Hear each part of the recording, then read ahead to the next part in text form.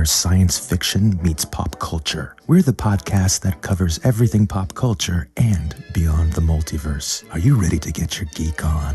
Crank up the DeLorean, warm up the proton packs, toss a coin to your Witcher, and deep dive into your favorite plate of chimichangas. This is PopXcast.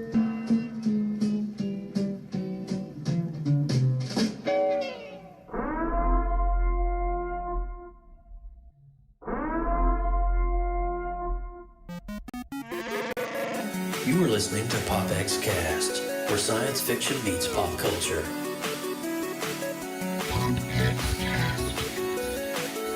Here we go! PopXcast. I was born in it, molded by it. PopXcast.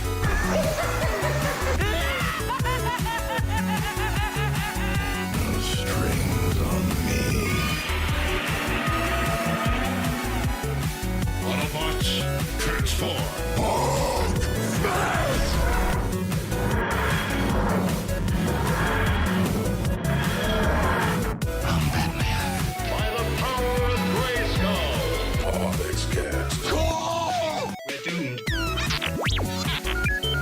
Goal here at Tyrell. More human than human is our motto.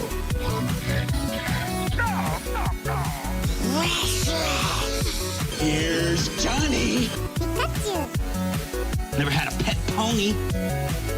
Hasta la vista, baby. PopXcast. Captain's log supplemental. Negasonic Teenage. What the I am the one who knocks. Excelsior! All right, and welcome everybody. This is PopXcast coming to you on Monday, March the 8th, 2021. And oh my gosh, this is episode 117, and this is an episode I cannot wait to dive into. What is up, Team PopX? What's going on, guys? Sorry, I was just like extra rocking out to our theme song. I know we've had it like since the very beginning. We've had the same one, and I still love it just as much as episode It is one. fun. It's a fun.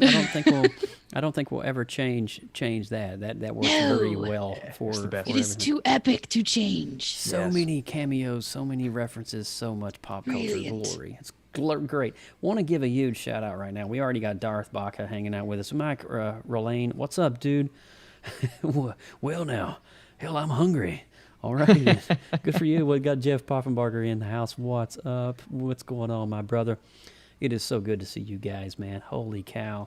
This is PopXcast coming to you. Austin Burke, you had a big night last night, dude. Hey. Holy cow. Party animal. So how did it go with did any of your choices or your votes how did that go? Did they win? Did they not? Who are we voting for, President? Yeah, surprisingly. Again, we got a do-over? It's that whole thing of, your vote matters, kids. Well, last night I learned that my vote actually did matter for the Critics' Choice Awards because there were a few that I did not expect to win that I voted for, but I'm like, I'm going to vote for that ended up winning, such as Palm Springs for Best Comedy. You had Carey Mulligan, Promising Young Woman, Best Actress, which I voted for. So a lot of those choices, more what you would think unconventional going in, ended up winning. And I was so happy, man. I had such a great night. Getting to be a part of that is super cool. And then to actually see that event and think like, one day when they're back in person, maybe I get to go down there and actually be a part of that. So I can't wait, man. I can't wait for when things get back to normal. Dude, I'm telling you. So you're telling me that one day you could actually be at the event. I hope so. Is that what I just heard? I hope so, man. We'll see. We'll see. I'm telling you, I'm a little excited right now. I'm glad that there's no under desk cam. Oh my gosh. Anybody hear a thud? No, but really, I'm so excited for you. And I did catch your live today as you were on there talking a little bit about some of the, like the post Critics' Choice and stuff, and you were answering questions on your super chats and stuff like that. Dude, it's so awesome. You're just blowing it up. You're on the verge of 85K. I'm just so freaking proud of you. Every time I get on here, there's like, there's another plateau that Austin Burke has reached. And it's, holy cow. Don't forget us little guys, Austin. No, man, but I love coming here and doing this every couple of weeks because it's like, that is I still consider it my job. I love what I do, but I consider it my job. But I come here and I'm like, I get to just relax, have a great time, talk some pop culture, and do some great occasional celebrations for a show like WandaVision, which we're going to talk about the finale tonight. I can't wait, dude. I can't wait. So many questions, bro.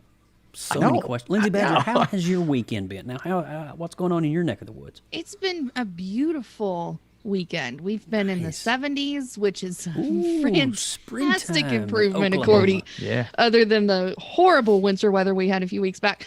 Yep. So I am a happy camper. I was, like you guys, filled with wonderment and excitement and a heck of a lot more questions with the wrap up of this series. Right. And I feel like we got splintered at the end. It was a little bit of different pathways. It's it was. There was a fork in the road. There was a great divide amongst us all. all. Fork in the road.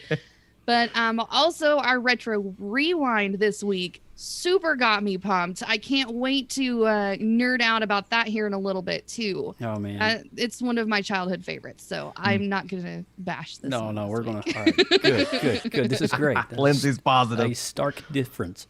Yes. Mike Ippolito, did you have a good week? Oh, I'm just fluffy. Thanks for asking. He's fluffy. He said he's fluffy. I like that. That's good. I love you, man. All right, guys, let's get this thing kicked off. Austin, go for it, dude. Yeah, well, welcome to PopX, where science fiction meets pop culture. I'm Austin Burke, the Appalachian geek at heart. We would like to welcome everyone joining us live in the PopX.live chat room. You guys can come hang out with us. Join the conversation at PopXcast.com. If this is your first time tuning in, first off, subscribe. Second of all, the first 20 minutes or so, we run down the headlines since our last show, and then we're going to dive into the show topic at the halfway point, as well as another retro rewind today, which I can't wait to get into. It's going to be a good show. I'm excited for it. That's awesome. And I'm your host, Joseph Burke, Central Florida's seasoned comic book nerd and retro enthusiast. Now, we're part of an amazing new network of creative collectives from an expanse known only as the Creative Multiverse. Yeah. This network of creatives is lightly sprinkled with talent that surpasses even what our own imaginations could begin to fathom. Heavens to Murgatroyd.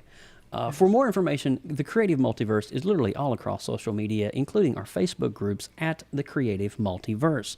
So that's facebookgroups.com/groups, facebook.com/groups/the Creative Multiverse. You got it. Yeah. So if you missed Lindsay Badger, tell them about what happens if they missed last week's episode. What can they do? How can they find it? Well, I'll tell you all about it. Tell me.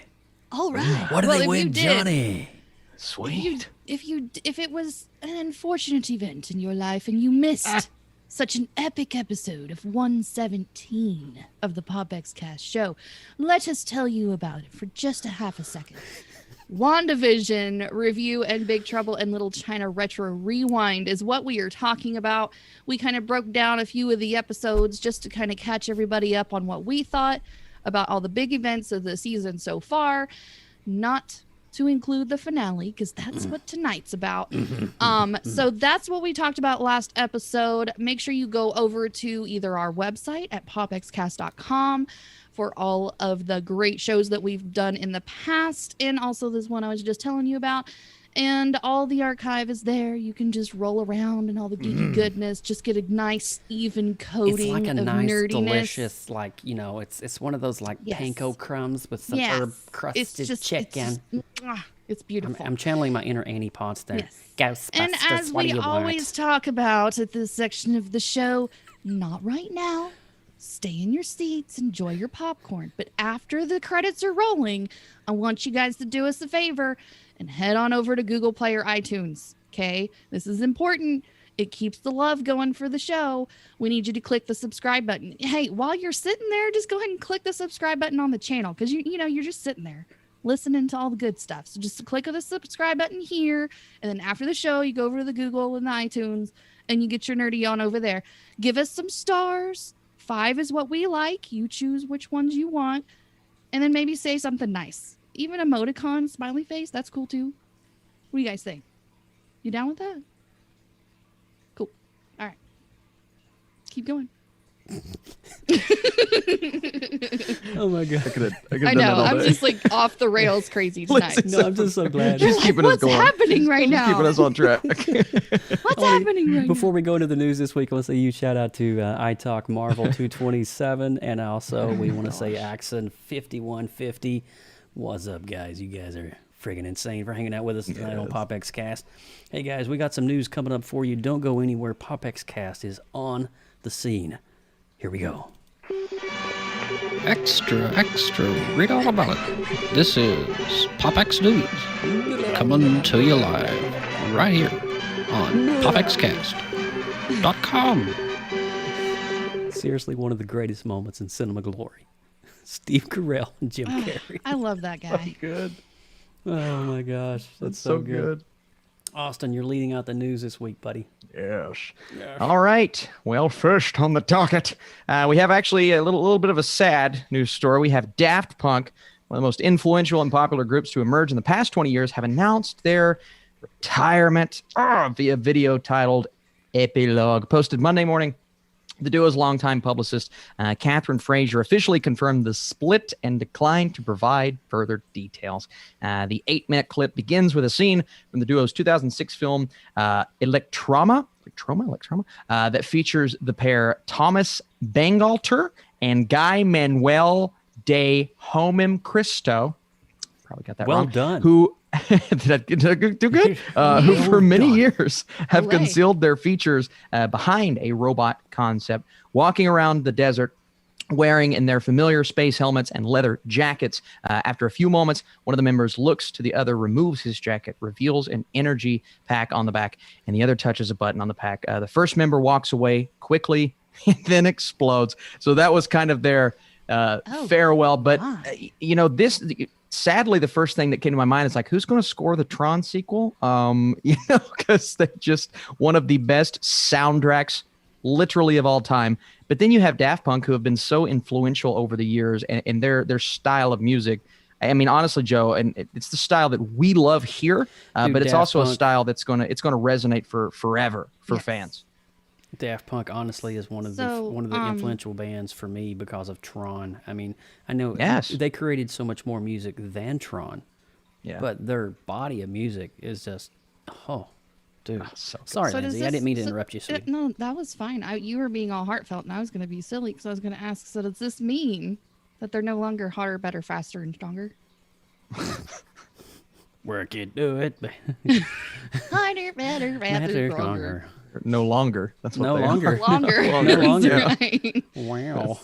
Anyways, that is sad, though. I mean, I just wanted to elaborate really quickly on that, though. I mean, you think about the body of music and everything that they've done in terms of scoring, and I think I have to say, a lot of people may disagree with me on this, but I believe that Daft Punk's culmination with their body work Tron was the epitome for them and the score that they created there. And I think it'll be ever idolized as such. So, yes. Lindsay Badger, I agree. Sorry. No, you're good. I was just waiting to see if there was anything else you guys wanted. And one more thing. No, just miss me. See, there you go. I was waiting for that.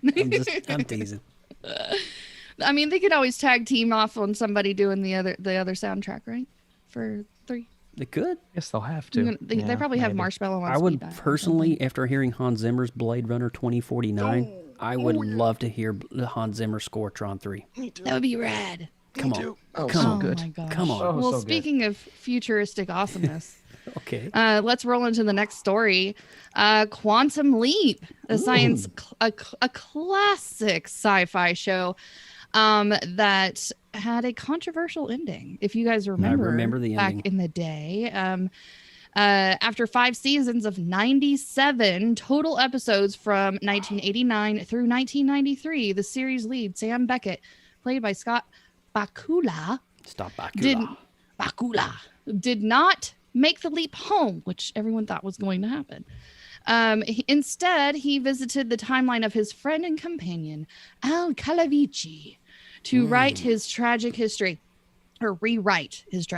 which was kind of a nice little, BFF sort of, I'm going to help save your world, which was really nice. But anyways, Bakula was more recently starred in the NCIS New Orleans show, but with that coming to an end, Sam was Sam still stuck leaping in through history. Is there a possibility of a quantum leap revival? That's kind of what the rumblings are all about. And somebody had asked him about it, and he said that he was kind of in favor for it. And there was, some fan theories about maybe the revival including a child coming back to hunt or rescue to bring back his father from that timeline. Whoa. So he was down for it. He thought that was going to be a good idea. And even when people ask him still to this day about whether he still is living and existing in some random timeline, he's like, I still believe that he's there and fixing the things that are out of line. Yeah. So you never know. He might come back. I remember the finale very clearly. Yeah. He teleported in the finale. It was very questionable because he kind of teleported into this area that's kind of an in-between. And it was this old camp town, and there was a mine disaster. And it was a very strange ending. But at the end of the day, he got to rewrite one of the wrongs. His buddy Al, who is pictured in the video right there, because Al had Al. Gushy, and he would always, Gushy's not working with me, and he'd have to slap it, meow, meow, meow, and it's not working. But Gushy and Al created the portals to allow Sam to go from throughout time. Yeah. And there was a tragic event in Al's life early in his marriage. Sam got to fix that. And that was the premise of his final leap. Yeah. But the fact is, when at the end of the episode, Sam, the all familiar blue glow overcomes Sam, and he leaped, but we don't know where he went after that. So Interesting. So as we know, Sam Beckett, Scott Bakula, is still out there somewhere. It's interesting. Scott Bakula. That's interesting. This is a show that I don't know. I've watched random episodes, but it was so far out of my time. I don't know exactly, but I think the idea and the concept is fascinating. Yeah. And I think if they don't either bring it back or even if they do a reboot down the line, I think it's brilliant. So I don't know why there's been not a lot of talk, or at least as much as I would anticipate of bringing it back. Yeah. I honestly think that just thinking back, I watched more reruns out of order. I did too. Than I watched of actual in order sequence of the show. So I mean, it's relevant either way. I would like to go back. Interesting. I would like to go back through this series at some point, though, in the order that it was meant to be. That would be great. That would be awesome. But moving along, for Quantum Leap fans, that could be awesome for you guys. Moving along, we have really cool news coming from the world of Call of Duty this week, and this is from Activision. A Call of Duty 2021 leak has surfaced online, especially for Modern Warfare and Warzone fans. Yeah. Now, as you guys know, I run Warzone just about every night of my life. Activision hasn't revealed the Call of Duty 2021 title as of yet, but it is confirmed a new entry in the series is releasing this year via PC, PS4, and PS5, Xbox One, Xbox Series X, and Xbox Series S. Call of Duty leaker Tom Henderson shared what he has been hearing about the game. According to Henderson, Call of Duty 2021 is in development at Sledgehammer Games, the team behind Call of Duty Advanced Warfare and Call of Duty World War II, adding that Henderson claims the game will be gritty and controversial, just like Modern Warfare was, which is why Modern Warfare fans starting to board the Call of Duty 2021 hype right now. They're starting to get on board with the train. Henderson also describes the game as boosts on the ground. It's boots on the ground. It's not going to be these jetpack jumping around Titanfall type things that they tried in the past. So that's kind of good. And which is always easy way to get hardcore and classic COD fans thrilled. Now, to the end, the game is apparently putting an emphasis on guerrilla-like warfare. That sounds pretty freaking interesting. Lastly, Henderson confirms that the game will be integrated with Warzone, just like Black Ops Cold War has been in December. Now, this means all of the game's guns will come to Warzone, and the map may get an all-new makeover to better fit the new release. Henderson doesn't divulge anything about the setting, but according to another prominent insider, the game is heading back to World War II. Now this delights me as a Call of Duty player. I think Mike just happened to throw this one in there just for me. Does that tickle your fancy? My fancy is tickled times 10 at the moment. Yes. Now I do know this: Warzone Series 2 just came out a few weeks ago, and they did release zombies onto the map. So as you're walking around, there is zombies on the shipwreck part of the Warzone map. Now they're getting ready to blow up Verdansk, which is the map of Warzone. Yes. And when they blow it up, we don't know what it's going to look like, what the changes are going to be, but the rumor is there's a new larger map with 250 that can be in the lobby at one time. So you're going to have to do Battle Royale from 250 to 1. Oh my goodness. It's going to increase the odds dramatically. So, I mean, you're going to have a 1 in 250 chance of doing this thing, but it's all in how you play your cards, I think, at the end of the day. I can tell you right now, my friend Sam let me borrow his Xbox One, and I have not stopped playing Warzone. Do you like Warzone? I love it, man, because I grew up with Modern Warfare 2 was like this 4-year span of my life. I was just hooked, and I couldn't stop. And then I kind of stopped playing video games for a while. But now that I have a little bit more free time, I'll play a little Super Smash Bros. And then I'll get on Warzone, dude. And it is just so to hear 250 people. Oh my God! Did you get a chance to play Black Ops Blackout, which was the first? I didn't play Blackout. I did Black Ops. What was the second one? What was the second one called? Yeah, Black Ops 2. Yeah, just Black Ops 2. Yeah, I played that one for a long. I love zombies, so to see that integration, and they did a similar thing with Warzone during Halloween where they brought zombies in, which was fun. I played that a little bit, so it's fun. I love it. That's awesome. I love it. Well, good things are coming to Call of Duty fans, so hang tight. The 2021 release title announcement is around the corner. They'll probably have Nazi zombies. They probably will. It's the best. So Mike isn't going to the show. His face must be presented by Kit Voice Animation. I have spoken. Mike Rolane. Thanks, Mike. Oh, trust me, Mike is coming up now because Mike has got something to share from the world of Zack Snyder. So, Mike, take it away, dude. And just before I get into that, I just want to backtrack real quick. I wanted to jump in on the Quantum Leap story. Okay. They released the Blu-ray box set of it not too long ago, all 5 seasons of it. And on the fifth season special edition section on the bonus features, there was an alternate ending that was filmed for Quantum Leap because they were anticipating going into a 6th season. Really? So what was where Sam got lost, Al was now going to turn around and go and leap looking for Sam. And that's how it was only like a 5-minute segment that was filmed. So since he did so much for him, he was going to return the favor and, go leap looking for Sam to try and pull him back to bring him home. And that was supposed to lead into season 6, which obviously never happened. But who's to say it can't happen now? Well, that's also true, but I don't know how far they'll get. Is the actor that played Al still alive, Mike? But he's about 83 years old. Oh my! Yeah, so he's a little up there in the age. Maybe Sam's kid leaps a little too far and runs into him. Yeah, that'd be crazy. So, what do you got to share with us, Mike?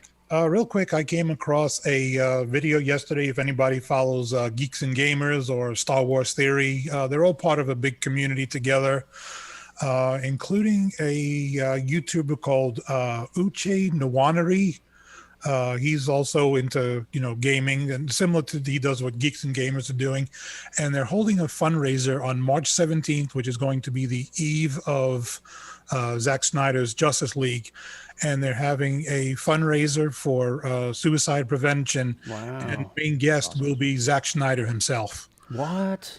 They were able to secure him for the event. And basically it's just going to be, discussing a bunch of topics, and also, which is actually going on right now, they're announcing all the items that will be auctioned off, and all the benefits, all the money proceeds will go to suicide prevention. They're looking right now to raise about $50,000, and as of now, they just cleared $10,000. Wow, and it's about 11 days left. So March 17th, 9:00. If you're interested in some Zack Snyder Justice League memorabilia, Is that 9 p.m. Eastern or 9 p.m. Pacific? 9 p.m. Eastern, yeah. So I have the link for the actual stream. Okay. So if you can, paste the link, Mike, into our chat, and I'll give it to our viewers on our YouTube channel. I will Put it on over there. You can share it on the Facebook page too later as well. That's awesome, man. Well, thanks for sharing that. That's so good. And as you guys recall, at the when Justice League originally came out, Zack Snyder had to be pulled from it. Was it Joss Whedon that came in and stepped in to do the? Whedon. Yeah. Mm-hmm. And so, I mean, you know, he took Snyder's footage and the best he could and made a film out of it, but it truly was never Zack Snyder's original vision that he had for the Justice League. And so, in the light of all Snyder's being pulled out because of his son's passing of suicide, I think this is a great thing. And Mike, thanks for sharing that. That's really impactful, dude. Mm-hmm. That'll hit on. And let me go ahead and share that with our audience as well over in our YouTube. And guys, we're going to post this as well on our Facebook. So if you're listening to this on the audio portion of our podcast, be sure to look for that coming out on our Facebook page as well. But, really quick. John mentioned something in the chat. I think it's fun to bring up. Did you guys hear what happened today on HBO Max? I did not hear what happened today on HBO Max. Someone make an oopsie. Somebody made a huge oopsie. So apparently people went to click on Tom and Jerry and watched the first hour and 45 minutes of the Snyder Cut. Ooh. I'm sorry, what? Yeah, the Snyder Cut was accidentally leaked for a couple, I believe it was like an hour or two, and they tried to immediately take it down, but apparently people who had already started it could watch the first hour and 45 of the Snyder Cut instead of Tom and Jerry. Yeah. I think Tom and Jerry got some really good rating boosts. Yeah. Good gosh. Yeah. Crazy. It was wild. Somebody just lost their dang job. Yes, exactly. Wow. Oh my gosh. Anyway. Yeah, right, so seriously. we're gonna push into the this week's retro rewind, real good. as we're going to be talking about the Neverending Story. Guys, stay tuned. We'll be right back. Retro Rewind. Retro Rewind. Retro Rewind. Retro Rewind. This week we are talking about the Never-Ending Story. One of my favorite 80s films of all times. I would waste hours of my life watching Bastian and Atreyu go through the land of Fantasia and looking to defeat the Nothing. So this movie is seriously, honestly, one of Wolfgang Petersen's most iconic films. Obviously, he did Enemy Mine. He also did Outbreak. He's done a lot of crazy films. But for me, when I hear Wolfgang Petersen, I always immediately go back to the original Neverending Story. Just the overall, the film basically was shot in a soundstage in Germany. The whole thing was shot in Germany. Yeah. And I don't think Henson was directly tied to this, but there is definitely a huge Jim Henson influence into this. You can get Dark Crystal vibes. You can get a lot of those kinds of nuances. But the cast is just freaking brilliant. From the nerdy scientist even to Artex. The horse is so sad when the horse goes into the moat and he's... But the characters that we get to meet... I was talking to Lindsay about this last night. This film, literally for me, is one of those movies where CGI doesn't even need to be a thing. The practical effects that they used to be able to blend and perfectly blend screens, green screens and chroma key with full-on lustrous matte paintings is just absolutely freaking beautiful. And I was watching this last night in full 1080. It's not been released in the United States in 4K yet. There was a German release that they did in 4K, and it's in German, but they've not released it worldwide in English in its native capacity in 4K yet. So the only copy I have is in 1080p, but I can tell you it was absolutely stunning to revisit this in such sharp clarity. Now, Austin, I can go all day on Neverending Story, but I want to hear. And I know Lindsay's hard on this as well because me and Lindsay's already had a Neverending Story thing. But Austin Burke, what did you think of this movie? Yeah, so I don't have an affinity for this film. Like, I didn't grow up with it. I'd seen it one time. I kind of forgot about it. You know, I liked it. I liked it, but it's one of those when you're young and you watch this movie and it's not the 80s or 90s, you're like, oh, you know, it's the 80s special effects. You know, it's just kind of like, it doesn't really. But I was very open-minded, and I do recall like certain elements that would make me, as a critic, I'm like, okay, I feel like I'm going to be impressed. And while watching this unfold, not only the story, but I think the most impressive part is what you mentioned in the practical effects. I was kind of blown away with what they did, because I don't remember it being, watching it as a kid, I don't remember it being that impressive. Not only you think of this being an 80s movie, but you think of practical effects now. Yeah.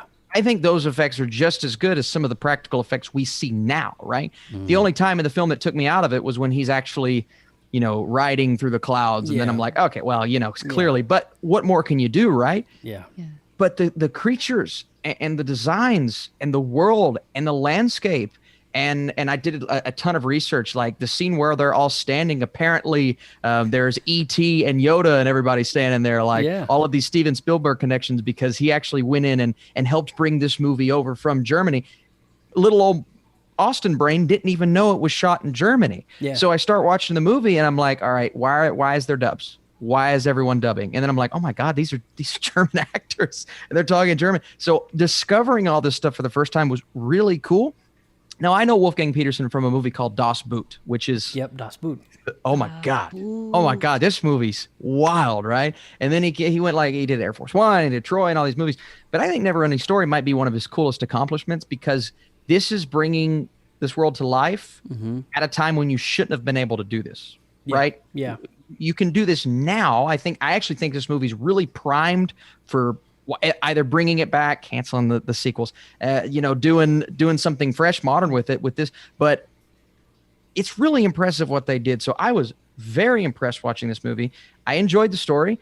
There were a couple nitpicks that I had here and there, but overall, I think a never-ending story is rightfully so a lot of people's favorite 80s fantasy classic. And it makes sense to me. It does. Lindsay Badger. The Never-Ending Story is a magical place that I escaped to often when I was a child.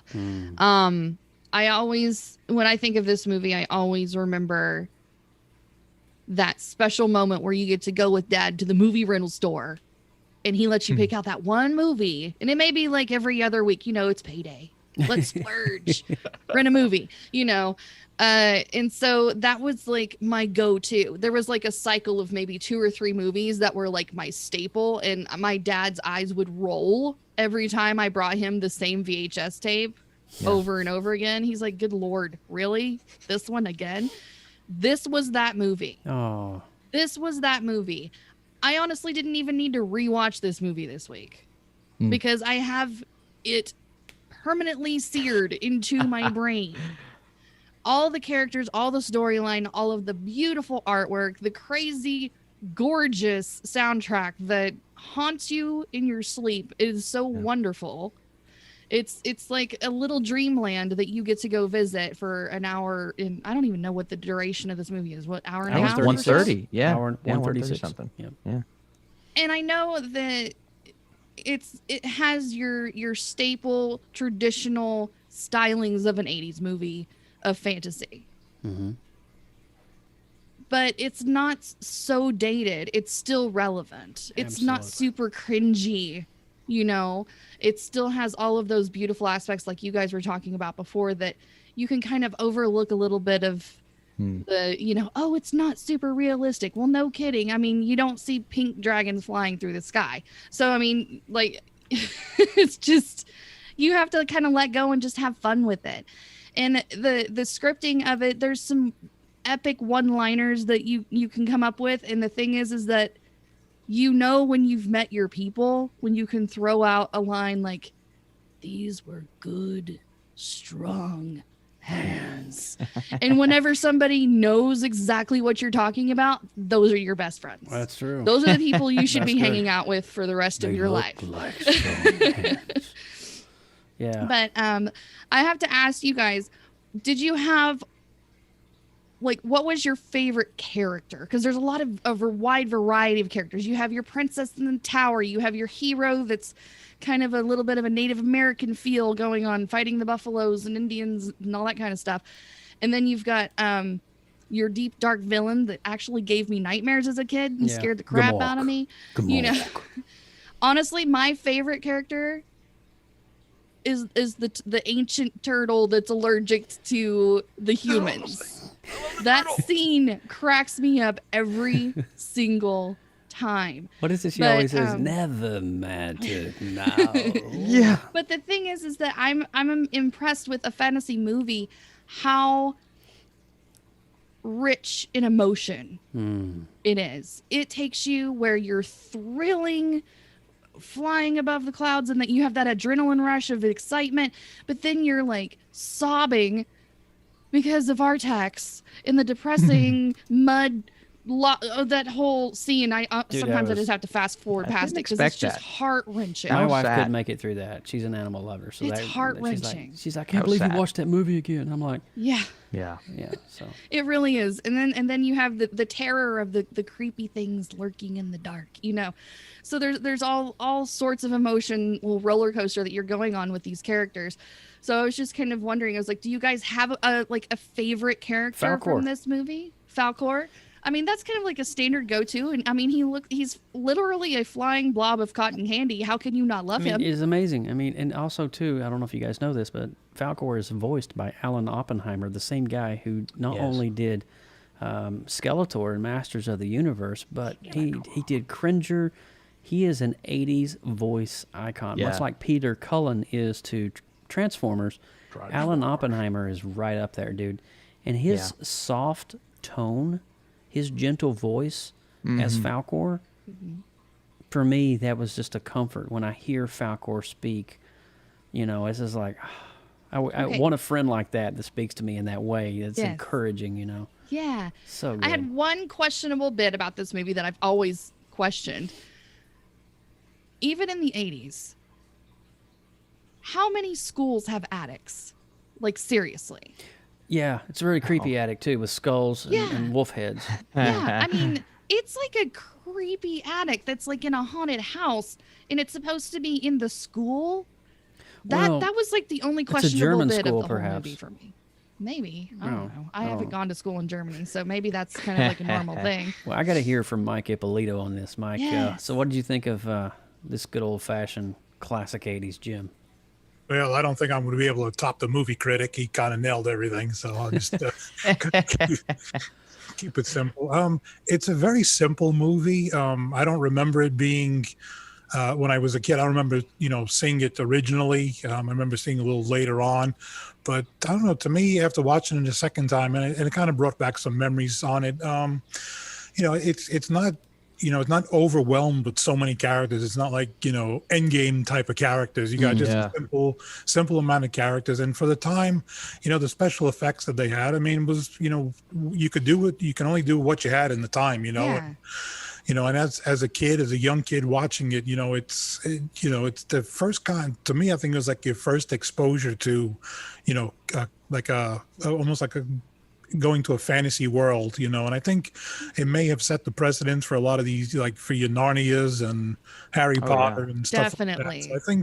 So I think this kind of started it, and the idea was there, but they didn't have the technology, same with the Muppets and stuff, you did with what you had. And I think they just wanted to just put a good movie out there. And it was just a very simple movie, not complex. And then just, at the end, it's, you kind of feel, for the princess there, where she's just screaming for him to say the name, and the kid is just beating around the bush. Get with it already.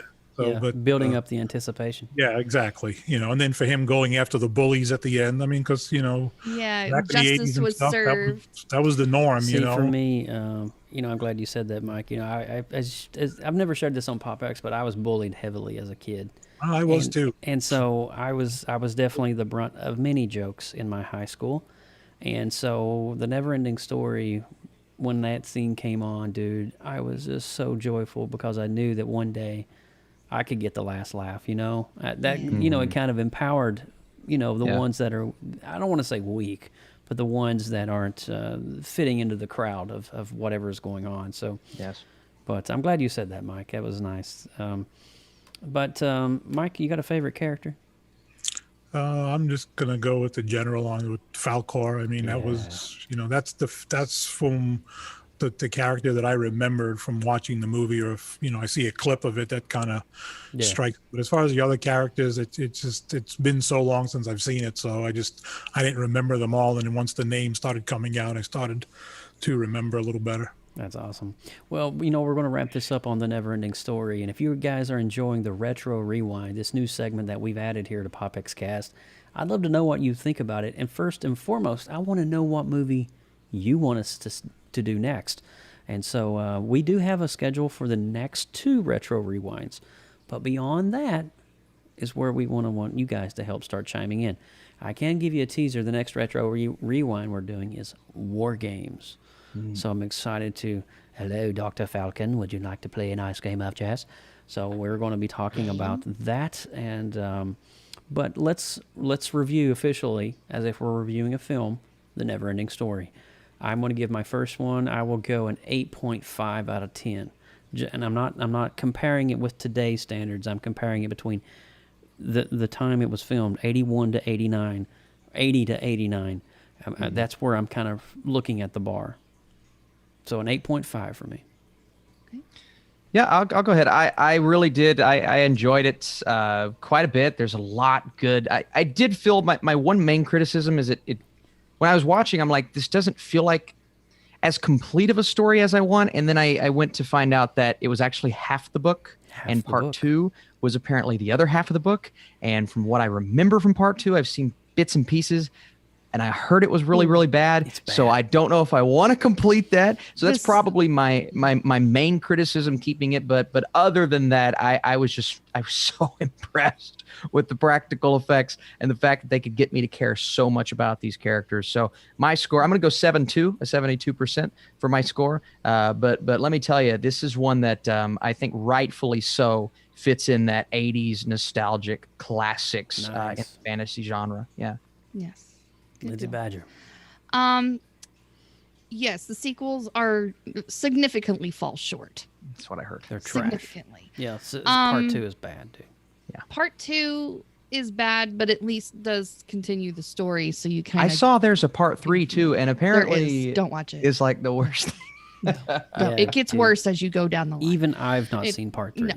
No. No, I won't even I remember watching part 2 in the theater, and I was just excited as a kid to be in the theater. But yeah, it did not even live up close. But part to 2 what does the have first John movie Wesley was. Shipp in it. It does. Ooh, I do like him. He plays Bastion's father. There's a whole recast, by the way. Oh, dude, that's horrible. Come on. All right, Lindsay Badger, I'm sorry. So, it's not a perfect movie, but it does rank very highly in my childhood. So I'm going to put it highly at a 9. Nice. Yeah, I like that. But it's not 100% by sure. I can pick it apart and find some things wrong with it. But yeah, it's about as, it makes my heart warm and fuzzy. All right, Mike Ippolito. I'm going to say I never even knew there was a part 2 and 3, and now that I hear that it's junk, I will pass on watching it and remember the first movie. But I'm with you on Joe. I'm going to go at 8.5, and kind of to what Austin said, in the special effects and stuff for the time. So it's it fits right in there with Dark Crystal, that and the Muppets and stuff like that. That type of special effects that they can do with what they had. That's awesome. So we got a 7.2, we got 8.5, and a 9. That is the official Retro Rewind score for Neverending Story. Check me and Austin Burke out over on Letterboxd, as we do have our written reviews up for these as well. And I believe, Austin, did you rank it on your Letterboxd as well? I'm going to add mine tonight. Nice. So that's when I'll have it. Yeah. All right, guys, we are going to get ready and transition into the final phase of tonight's story. We're going to be talking about WandaVision, the finale of WandaVision. But before we do that, we're going to roll the sound spoiler alert warning. So if you've not seen the finale of WandaVision, you might want to pump the hate brakes and stop it right there, okay? We'll be right back. Danger. You are about to enter a PopX spoiler alert. Beyond this point, there is no return.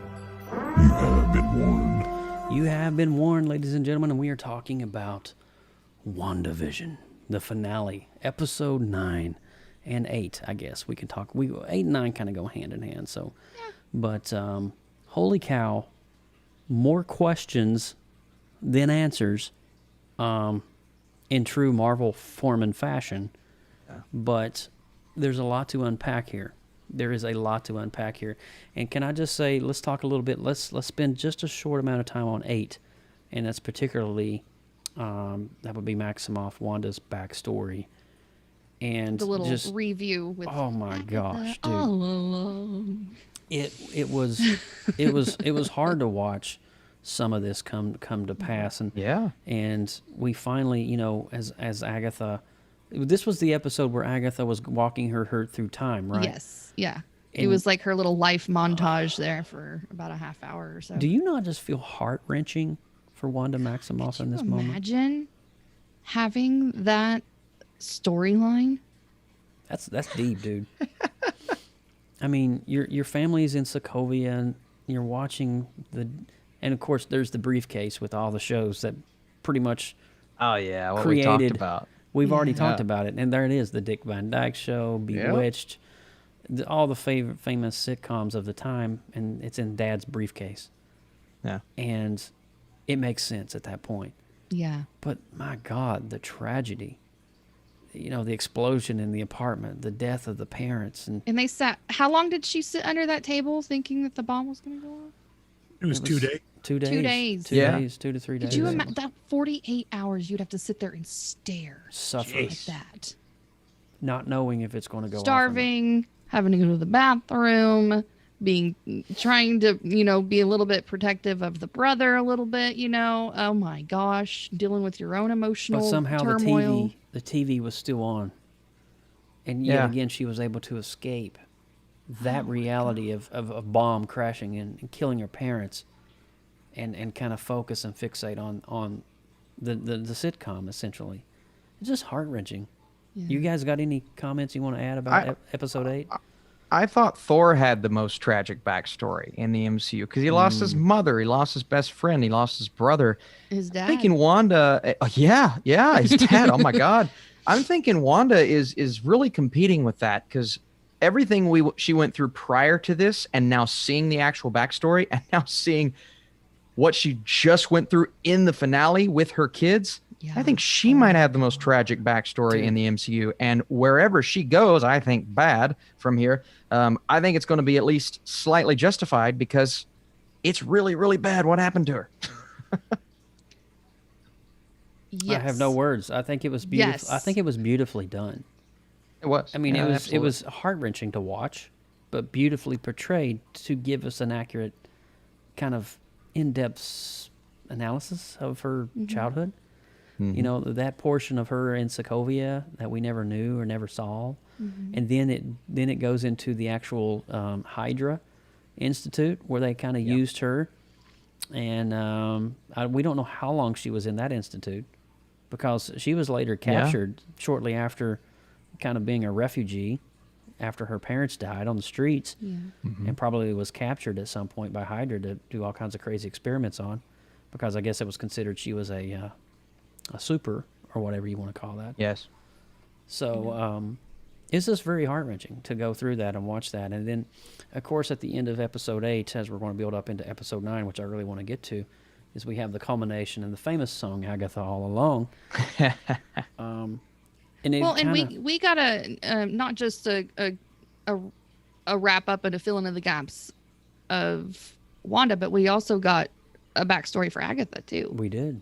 Yes, we did. The Salem Witch Trials. Was very nice. And that was just long enough that they didn't overwhelm the episode. They just showed enough to get to the story, because I know it was primarily around, Wanda and and that scene where she's sitting there just looking at the TV, and when that building exploded, I mean, I jumped in my seat because I didn't expect that to happen. Yeah.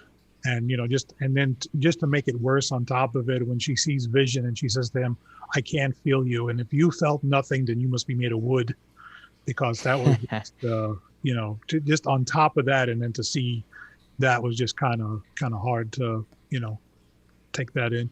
If you remember back in Avengers Infinity War, her and Vision are in that apartment in Scotland Yes. And she does something very similar where she goes and puts her hand on his stone, and she's like, I can feel you. I can feel your presence. Yeah. But this time when she did that, and she's like, I can't feel you. I can't feel you. Oh, dude. Heart. And then, then she went to the New Jersey plot where they were supposed to build their house together. Oh.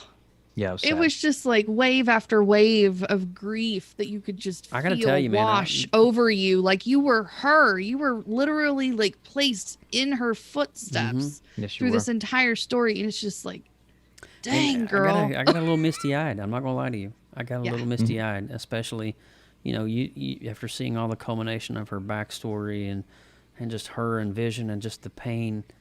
And then, the pain and then her magic finally letting go and creating Westview and the hex around Westview. It's just gut-wrenching, bro. And then you see from her own mind, or what she remembered Vision to be, she formed Vision, the hex Vision. And it's just sad, dude. It was just sad. And, but I guess the big Easter egg at the end of the movie was Agatha. And then we kind of see all the cutscenes of Agatha kind of controlling everything in the background and being in the, the producer's chair and controlling fake Pietro and all of this stuff. And it was her all along, pretty much, kind of masterminding. They call him what? Fietro? Is that like the internet's dubbed name for him? Yeah. Is Pietro? I think so. Yeah. But I can't believe they wasted a good character on a boner joke.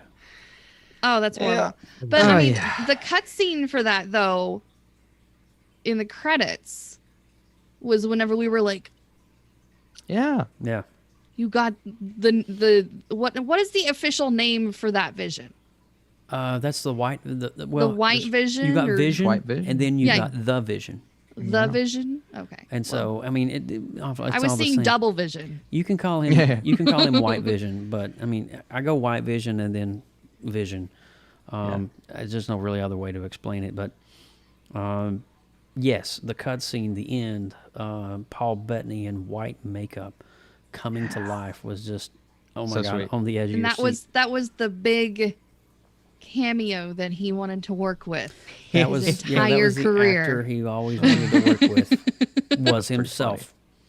No lie, that's funny. Yeah. Dude, I mean, he trolled us so hard on that. He did. He loved it. He probably loved every second of every fan theory. Dude. Yeah. You know what? I think Disney's trolled us too, because wasn't there some certain character listed in the casting on the Googles? Well, yeah, there's James Spader. I don't know Mm-hmm. why. Because there was no cutscenes of Ultron. No voices, no nothing. Not even in the flashback. I feel like someone may have went in and manipulated that, because I personally don't think Disney would do that, because they know what backlash is like because of The Last Jedi. So I don't think they would want to do that to themselves. But then again, But Feige's pretty smart, and he knows how his fan base is like. Yeah, he absolutely is. Internet. We're going to search the data mines for You're the right, though. characters. You're right. To me, it's like a Wikipedia. Like, I could go in and add something in Wikipedia if I wanted to. So I'm sure people have figured out how to do it. Oh, yeah. That's interesting. So should we roll into the finale, since it was the longest episode of the entire series? It was a full hour. It's true. Yep, it's 50 minutes exact. So the finale is definitely the culmination of you get the battle between Wanda and Agatha, the battle between White Vision and Hex Vision, and then you got all the other characters behind that. You got Wu, Spectrum, Monica Rambeau. Darcy made her last little appearance at the end there. But it was really cool to see Spectrum and her powers. And one thing I really liked that was so true to the comics on Spectrum is that whatever energy that comes within her, her eyes will glow that energy. So if you see that she is battling with Agatha, her eyes are purple. But if you see that when the bullet was fired from Hayward, the energy of the bullet, because it was copper, her eyes turned yellow. Yeah. And so I thought that was really interesting, because whatever energy she's adapted to, she will absorb that energy. Yeah. I love that whole character, but the one thing that I did kind of find, and I know it's probably just a time constraint, obviously, and we'll probably dive more into that later, but Mike Roland in the chat, it was not a full hour, you forgot the 37-minute credits. Was how quickly she adapted to these new superpowers, and she seemed not phased at all that she could do things that she didn't do before. Mm-hmm. That kind of was just like, I know you're hanging out with superheroes all the time, but whenever you become one, wouldn't you just like want to take a personal moment of reflection on that? Yeah. She was just like, no flips given. Let's just keep moving forward. Well, now that's probably her military training kicking in too. I think that's what it is. I think it's her military training. But if you notice in the moments when she's trying to be militant and she's trying to be in defensive mode, her powers unwillingly kick in. Right. So when Hayward fires the gun at Monica Rambeau, if you notice, she's like shocked. She's looking down. Like, she doesn't know that she just absorbed the bullet and it went right through her. Yeah. She has no idea of that. And so I think it's kind of I think she knows that she's a super or a mutant or whatever you want to call her, but she doesn't know the extent of her abilities yet. And that's why at the end, the Skrulls like, somebody wants to talk to you up there. Yeah. That's probably where and that's obviously leading right off into Captain Marvel 2. Absolutely. That's going to be our first fork in the road. Yep, that'll be the Sword Station facility in the sky, I guess. I think it would also be super cool if she was a part of Secret Invasion, because we know that Nick Fury is up there and with the Skrulls, and we know that Ben Mendelsohn's character is going to play a huge role. So what if she was somehow maybe one of our heroes that's actually involved with the Secret Invasion storyline, because we know that's coming to Disney Plus. So she's going to be everywhere, man, and I like that because I like her a lot. Well, I love what is it? Woo? Jimmy Woo, Jimmy Woo, yeah, Woo. He'll be in there as well. I mean, he's tied to Ant-Man and all of that. I love how they at least brought one Skrull in, because that was one of the huge. Okay, we have to kind of. I feel like we wouldn't be doing the show justice if we didn't reference some of the fan theories, because that was part of the coolness of this entire series, and the way they released it was the speculation from the fan base. Yes. Yeah. And boy, did it swirl. So I have never seen so many theories come out of the nerdy brains, but about 75% of them were, it's a Skrull. Yeah. if you recall back, probably back to episode 116 when we did the MCU kickoff, I was very apprehensive then that Mephisto was going to be the big bad, and by the time that we did 5, 6, and 7 on the last episode of PopX, I was pretty much set in my mind, this is not going to be Mephisto, because you're not going to set up an archaic villain like him in like two episodes. You just can't do it. Yeah. And Galactus has been set up for 23 movies in the MCU. Yeah. So you just can't. I mean, Mephisto's a super big bad here, and I was pretty much not on the Mephisto train at that point. I was definitely kind of on the train of maybe a Reed Richards coming in, like a John Krasinski stuff. But I think honestly here, I was reading an article the other day. I think a reason a lot of fans are disappointed with WandaVision, and I'm not disappointed with WandaVision. Let me say that on the record. But a lot of fans are disappointed because their level of expectations were not met in their own hypotheses that they came up with. Yeah, they had it like way up here, and I'm like, let's bring it back down right here. And one thing you got to learn about this, and especially going into Falcon and Winter Soldier in 2 weeks, is that we got to learn, it's great to theorize, but it's not good to browbeat people with your ideas for bait clicking on a YouTube channel, essentially. And so, just be mindful of that next time. We learned a lot in WandaVision. It's great to speculate, because I think at the end of the day, that's what we want to do, is we want to form our own opinions, and even we do it here on PopX Cast. Right. Yes, but, we do. There's a difference in speculating and just kind of like shoving it down the throat of all the fans. I heard from several people that maybe they just didn't read everything, because from episode 1, it was listed as a limited series. Oh yeah. And a lot of people are like, well, when's season 2? And I'm like, do you know what limited means? Yeah, it's a one-off. It means that you're done. This is the end. In the local comic book shop, we call that a one-shot. Yeah.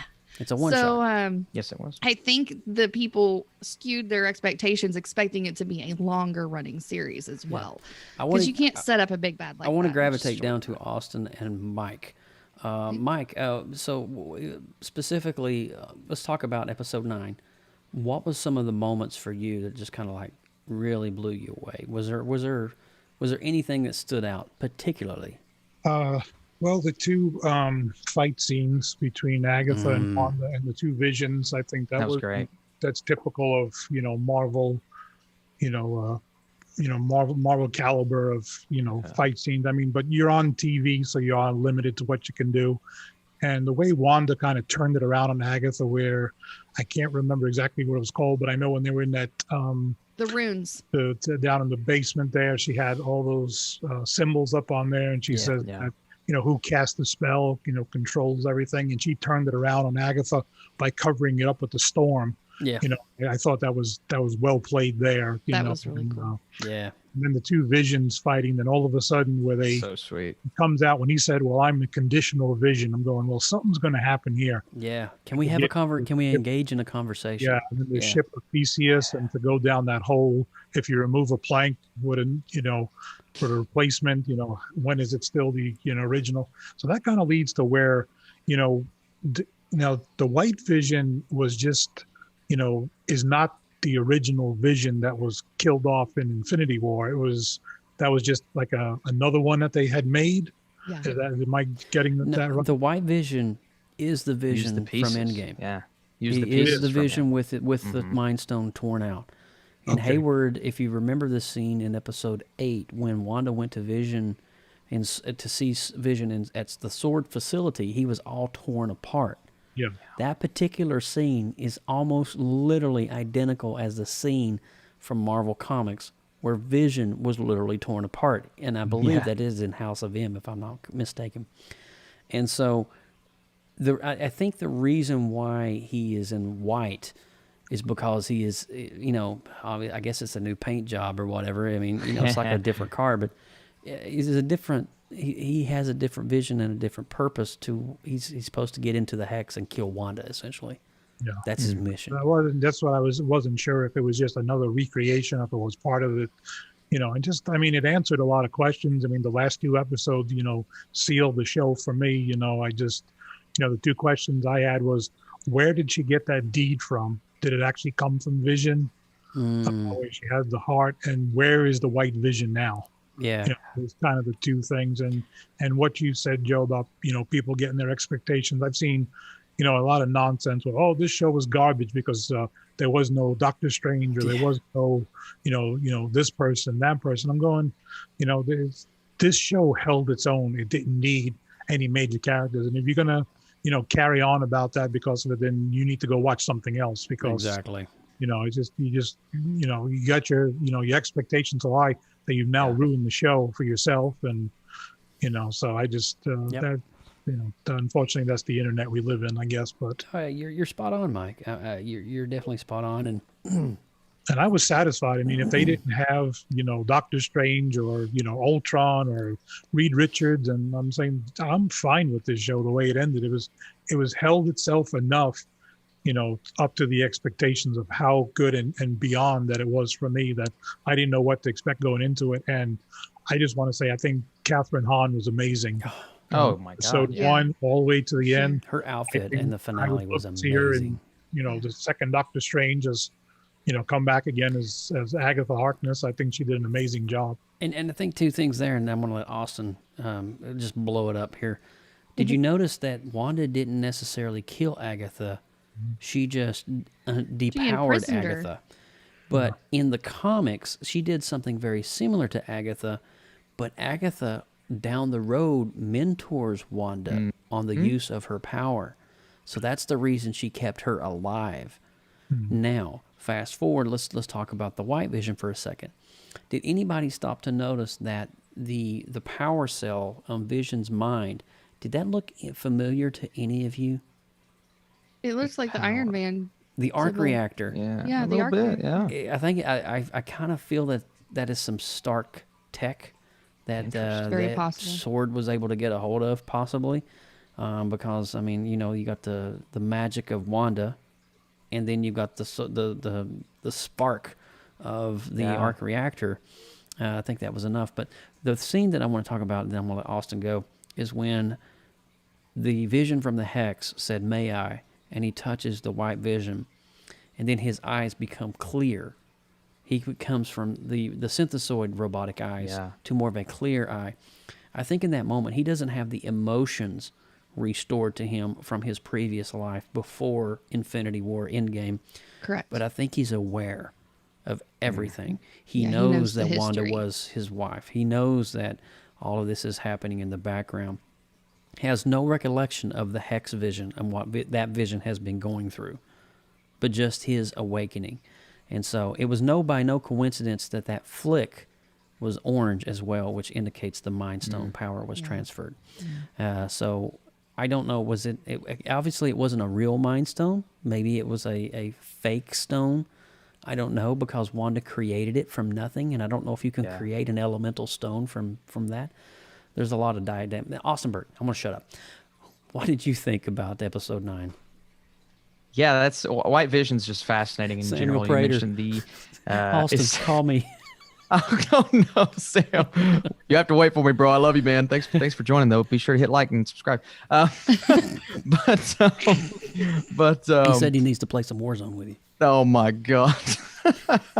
So essentially, I love Sam. I think White Vision's interesting because the Iron Man connections, because of the fact that you could say, well, where is he going now? He could show up in Armor Wars, which we know they're working on. I think that's a very good possibility. But also what you mentioned, Joe, is something that I was thinking of is he has the memories. Doesn't necessarily mean he has the emotion. Correct. Is essentially this void, right? Because his memories, it's almost like he has someone else's memories, even though he knows that it's himself. So technically, there's not a lot of emotional connection. People were wondering, why did he fly off at the end and not go see Wanda? Well, he knows that he has those ties to Wanda, but personally, deep down, he's just like, I have to figure this thing out. Like, I don't have that connection, but I know I've been through it. I know I've done that. So that's kind of the interesting thing for me with White Vision. Now, you look at the episode in general and back to the fan theories and speculations and things. Certain things I can understand. Essentially, for me, it's the Ralph Boner joke. That's the only one that I just was not a fan of. Cheesy. I didn't like it. I didn't like it. And not only because it was all for a joke. I will say, though, real quick. So apparently the director came out and said there was actually a subplot in that episode with Ralph and the kids, but he took it out. He took it away because he knew that would be somewhat of a disappointment for people that thought he was Pietro. So it's almost like they just wanted to push Pietro off because of, so it's almost like they edited, because apparently they went back and re-edited the episode because of all of the fan theories. And also we were going to see who that aerospace engineer was, but because it wasn't Reed Richards, they took it out entirely because they didn't want fans to be disappointed. Oh now, my God. For me, and I understand that would have disappointed people. For me, I'm like, guys, if that was your vision, keep it in. Yeah. Who cares? Who cares? Like, I think that would have added a lot to the episode, to be honest. It could have introduced a new character as well. It could have. So I'm thinking, don't change because a lot of people are going to be upset. And he even said in the interview, he's sitting back going, listen, a lot of these little nuggets, we didn't think what they would think. We thought something else entirely. And I think that's a big issue. Now, again, understandably so. The Evan Peters thing, why would you cast him if he's not Quicksilver? That's my big problem. That is a big. But it's not necessarily commenting on the quality of the episode. It's more so just don't include that if you're not going to make it. You know what I mean? Just it's kind of a nice nugget. Don't make it a boner joke. It was a wasted character. It was a wasted character. I agree. I mean, I think if you're going to have Evan Peters walk up to the door with Quicksilver hair, you know, even though Agatha was controlling, that has to be expanded on. They could have really introduced an entire universe with that character. Absolutely. And I mean, you go back and you watch X-Men Apocalypse when the X-Men mansion blows up and Sweet Dreams are made of this is played in the background. Easily one of my favorite scenes in all Marvel comic movies. Oh, yeah. Me too. And why would you waste it on a freaking boner joke, dude? Yeah. That frustrated me. That was a waste. Yeah. Again, it's not quality of the episode, right? Because they did what they set out to do. Wanda and Vision, the romantic story, the scenes at the end where they're getting to say goodbye. She's saying goodbye to her kids. She's saying goodbye to Vision. It was beautiful. I mean, so beautiful. And I loved that. I do think, you know, some of the things in the episode are like, you know, the Marvel tropes. We've got the heroes battle, the villains battle. I've seen some criticisms, very valid, of people that are saying, we really like the artistic stuff in the first 3 episodes. They kind of went generic Marvel in the final few episodes. But for me, I think it's the fact that they did the first 3 episodes in general is really cool. And then you bring it back home to what we love as Marvel fans. And I love that they did that, right? Yes. So while I don't think it was maybe the perfect finale, I do think they could have done a few things better, especially like Darcy getting 30 seconds of screen time. I heard, that was kind of. I heard that she was a part of. Darcy went on social media and said that she couldn't get into the filming of the last couple episodes because of the COVID.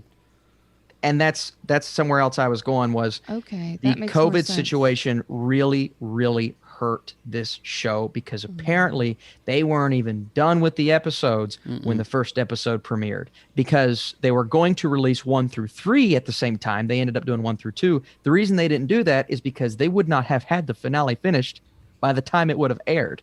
Oh. That's not good. That's not good. So I get why they wanted to do it. And also they moved this show up to fill the void.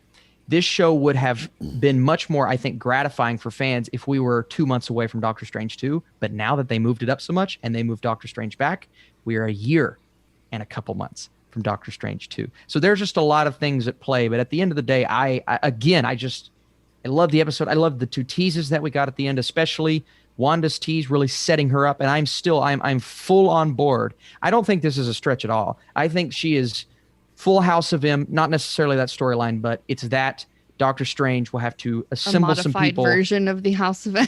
Absolutely, a version of it, but Marvel he's going to MCU have version. to.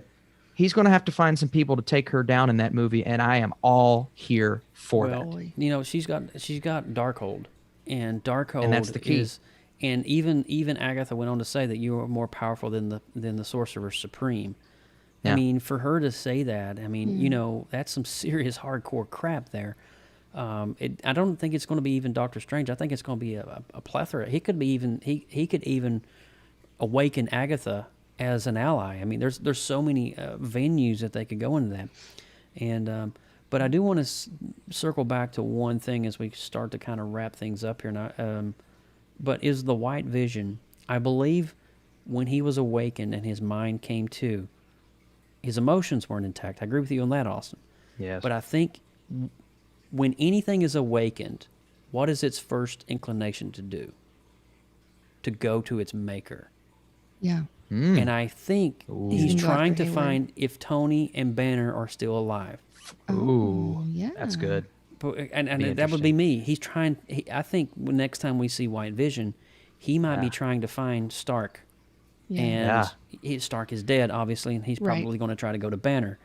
And if Banner's not around, he's going to go to Thor, who gave him literally the life as the other Vision. But Boy, that's cool. Boys, I tell you what, it really is difficult being a mom to watch that finale. Oh boy, yeah, that was. And I know that we're trying to wrap this up, so I'll try not to. See, I'm already misty-eyed thinking about it. Yeah, come on now. But the kids, even though you know that they're a part of her figment of imagination, and we know that at some point they may reincarnate into something else later, because you know that's how Marvel rolls. I wasn't nearly as sad about Vision being lost, destroyed, dehexed, whatever it is that you called the imaginary Vision, because of that transfer of memories he will continue to live on. Yes. So I wasn't nearly as heart-wrenchingly broken about that. But the kids, first back whenever, you know, the intermission of battle is what I like to call it, where she's shrinking down the hex and the kids start kind of disintegrating and Vision's over here disintegrating. And then they kind of push it back. My heart started being like, oh no, you're babies. Yeah. You know, that's just kind of like my mom automatic instinct. reaction. Yeah. But when they have those kids tucked tight in their beds, they have no idea what's about to happen. And they're just treating it like it's a normal night. I was done. I was done. I was bawling on that couch. And I was like, Marvel's got to stop doing this shit to me. No, you make a really good point. And, you know, when the hex was shrinking and the kids were dissolving and so was Wanda, if you happen to pay notice to the objects of them as they were disintegrating, was a direct tie to the cover of Scarlet Witch on the House of M. as her mind is fading away into those like Tetris-looking objects. It was a direct reference to House of M as they disintegrated. But I think, the culmination is that we can all agree. Mike, is there anything else you would like to add to? Just to kind of circle back what Austin said about how we have a big gap now between because of the COVID. I mean, it's pretty much turned everybody's lives upside down, and we should be grateful for what we did get right now. Right. Yeah. And they had that same issue with Falcon and Winter Soldier. They had to stop production because of the COVID. So by the time the first episode airs, I don't even think they're done with the series yet. I think they're just getting very close to wrapping up. But, and I think probably what I'll do is, even so there's that big gap because of the push of Doctor Strange, probably like a few weeks before. Chat's making me cry again. Doctor Strange comes out, I'll probably rewatch the whole series just to kind of get reacclimated with it. But I just wanted to throw something out there. If you guys wanted to do, give a rating for these 2 episodes and then the series as an overall. Yeah, we can do that. So we can do that. We can do that right at the end. Cool. Let's see, any loose ends here. I guess the only thing that we would want to talk about is the final scene. Where did she go? Well, that is actually a mountain. It's in House of M. It's like Mount, I can't remember, starts with an M something. I ain't even going to try to pronounce or pull it out of my head, but it's a direct reference to the comics. She does go into seclusion, and it is a huge Doctor Strange reference bomb. She's while having coffee on her front porch while her she like separated herself. Yeah, she separated. What is it called? Astral projection. Astral projection.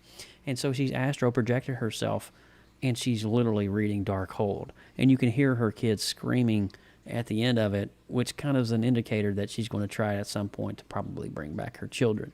And if she does, they'll probably be in their teenage forms at that point. And that'll be really cool to expand upon that. But she's so powerful. She's astral projecting while her body is moving. Let's think about this, because in Doctor Strange, he was sleeping. Your body just falls when you astral project, right? She's so powerful. She's doing both at the same time. So and she didn't even have anybody teach her how to do it. She's reading Darkhold. Yep. Oh, she's reading Darkhold. We confirmed the heck out of that. Chaos magic. I mean, this kind of magic and Agatha says, she says, more powerful than the Sorcerer Supreme in that finale, and that is freaking Doctor Strange. So that is 100%. She's the most powerful character in the Avengers, which is crazy. Definitely would be one of the best fight scenes since Endgame, probably in Doctor Strange. Oh, dude, see it coming. Yes. I can't imagine. Oh my god! I mean, can you imagine spell after spell? Just the Sorcerer Supreme and Scarlet Witch. Oh, and Sam Raimi is directing this. Oh my god! Imagine the horror elements to this. Just thinking about what we got in WandaVision, and then under Sam Raimi's supervision. Oh my god! I can't wait, man. All right, so let's do what Mike said. Let's rate. Are we doing 8 and 9 or just 9, Mike? I think you do 8 and 9, and then the whole series, the entire series as a whole. All right, I got that. So for 8 and 9, I'm easily going to go with. I'm going to go with a 7.4. I would say, and that was just based off of. I tried my best to not have any expectations of like a Reed Richards type thing. I wanted to have an open mind. I tried to totally not do what the internet was telling me to do, and I'm glad I did it. A 7.4 for the final 2 episodes because I had more questions than I had answers. Yeah. And that's okay. That doesn't mean that they're not going to get answered right away. It's just going to take time. And the whole series collectively, I'm going to go with an 8.9. Yeah. Yeah. That's good. All right. I would say, yeah, I'm with you. I think 8 was a really strong episode. 9, maybe not as strong for me. A lot of questions. I'm probably going to go straight 7, combining the 2. I'm probably leaning more 7 for episode 9 and then higher for episode 8. But the series as a whole, I do think really delivered. And you look at the repercussions, what we're going to get, the expectation level of some of these characters, where they're going to go, and just the fact that, hey, Marvel's doing something different here. So for my final score, I was torn in between like around an 8 and 8.5. I'm probably going to go 8.5 for the final show. Again, I do have my nitpicks, my criticisms, but I'm so happy Marvel's branching out and doing something different and setting up some great characters for the future. Lindsay? Oh, goodness. Well, in grand Marvel fashion, they did not leave me disappointed. There was some questionable moments at the beginning of the season, but for these 2 episodes as standalone focus, I feel like those were the most engaging and entertaining of the overall series. They kind of wrapped up a few loose ends, and they also created some new ones, which I would think you would expect with a limited series that's intended to do so. So I think an 8 for the 2 episodes is pretty fair, and I'm gonna do an 8 for the overall series as well, just kind of across the board on that. So it's probably not their best, but I mean there was definitely some engaging moments and some exciting moments that even if they weren't exactly comic book lore as speculated, they did deliver a complete series with a storyline that came to a satisfactory close for me. And before Mike gives his score, Mike Relane over in the chat says Elizabeth Olsen's performance, 11. Oh my God! Give her the Emmy now. Mike, she exhausted her limits of Scarlet Witch in this series. All right, Mike, you're wrapping up the thing here. Go for it. Yeah, the last 2, I was thoroughly satisfied the way it explained everything. The last, especially episode 8, where it kind of told the backstory, and you kind of got, a little bit of each of Agatha and a little more Wanda, and then going into 9. I mean, that's the climax of it. Well, the scene, the battle scene, and all that stuff. But there are a couple of questions, so I'm going to go with an 8.5. And as a overall series, getting the answers, in episode 8 leading into 9 that explain the entire series about the different decades that they went through. I thoroughly enjoyed the way they handled that, and I'm going to go with overall 9 So cool. for the entire show. And I'm looking forward to see what this leads into in either Captain Marvel or Doctor Strange. I expect something big out of Doctor Strange. Awesome. So there you go, PopXers. We got this whole series. WandaVision is finished. We have reached the finale, and if we missed something or there's something you want to talk about, leave it in the comments below, and we'll get it and we'll chime in. We'll reply back to you. But, man, this has been a great episode. I mean, jam-packed, lots of information, a retro rewind, and WandaVision episodes 8 and 9. It is just awesome. Austin Burke, why don't you take us out, man? Yeah, I can't believe we flew through that season as quick as we did, too. It's wild that we're already in March. But I am Austin Burke at The Burkinator. You guys can search and find me on the YouTubes, Twitter, Instagram, Letterboxd, and I don't want to say my other profile on whatever website that is. All right, we are part of the newly formed creative group. OnlyFans. The creative. That's the one. You're welcome. I got feet pics. The Creative Multiverse. For more great media content, artwork, and more, you can find us on Facebook, Twitter, and Instagram at The Creative Multiverse. If you guys are creative, produce content, or have a talent like I don't, we want to see it and would like for you to share it with us in that multiverse. Thank you guys for watching today. Also, don't forget to follow him on MySpace. Tom's his only friend. It's still there. I got Still top there. 3. Top 3 friends. Top 3. Yep. All right. Well, guys, I'm Lindsay Badger, your favorite geeky geese, signing off. Make sure you connect with PopXcast on all of the social medias, all the ones that Austin listed and probably more. Everywhere on the worldwide netwebs is at PopXcast. If you are old school and you want to do the email thing, you can drop us comments and suggestions via the email address popxcast@gmail.com. And don't forget to check out our website, popxcast.com, for all future and past shows, all in one good, happy little place. Happy little place. That's exactly right. And I am Joseph Burke, a.k.a. Joseph Burke Arts, all over the web. Man, I tell you what, this has been such a great show for me. So much good stuff to unpack here that we just discussed tonight, from retro films to modern WandaVision. It has been all around We a probably great could have show. got another hour on this show. Oh, we could have easily went At another least. hour. But I don't know if I can stay awake that long. No. But find me all over social media. And, of course, hats off always to the amazing, the wonderful, the talented Team PopX for being my... what are you... Oh, my gosh. What is going on here? Okay. He's doing it. He's doing it. Okay, Mike Tyson's Punch-Out. Here we go. And, of course, hats off to amazing Team PopX.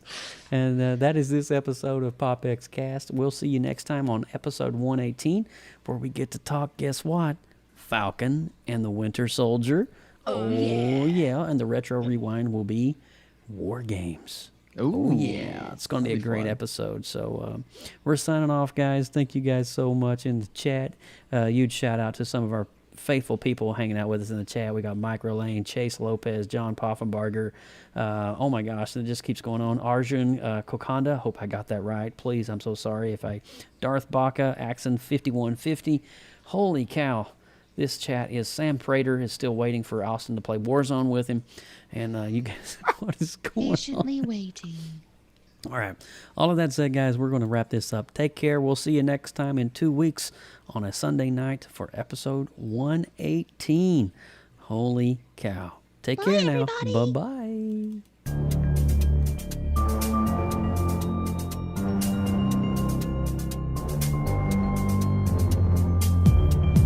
From everyone at PopXcast, thank you so much for listening. Please subscribe to our YouTube channel and click that notification bell so you know when we go live next. Drop us an email, popxcast@gmail.com. Throw us up a like on Instagram and all those other social media outlets at PopXcast. Until next time.